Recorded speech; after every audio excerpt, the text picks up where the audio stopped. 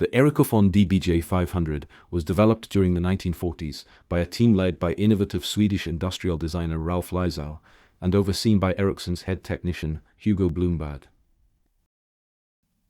Its final distinctive form was arrived at through experimentation by Hans Gustav Thames, who had started his career as an engineering student at Ericsson before the Second World War and was rehired in 1949, completing work on the Ericofon in 1954. This was the first one-piece dial telephone to be mass-produced.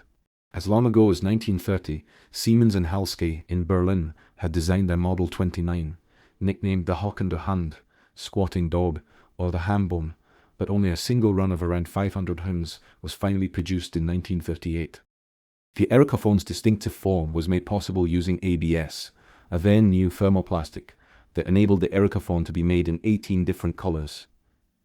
This light blue is one of the 5 colors originally produced in Sweden and first sold in 1954.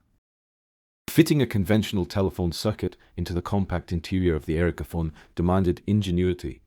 The gravity switch is in the center of the dial and is designed to minimize the risk of false operation if the set is not picked up cleanly. The Ericofon was marketed as a way to conserve desk space. Some were made without any calling device, while others had a separate wall-mounted buzzer. However, this example contains a very compact buzzer, with a coil marked with an impedance of 3,100 ohms. And here is this remarkable example of mechanical miniaturization, doffing its cap respectfully.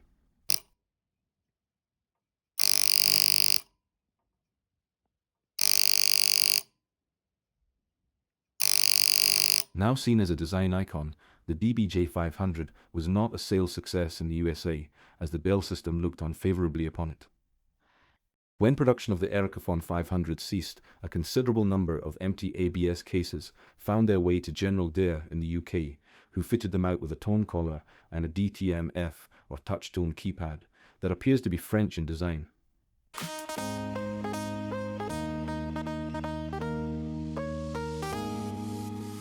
Now the paster and the demo.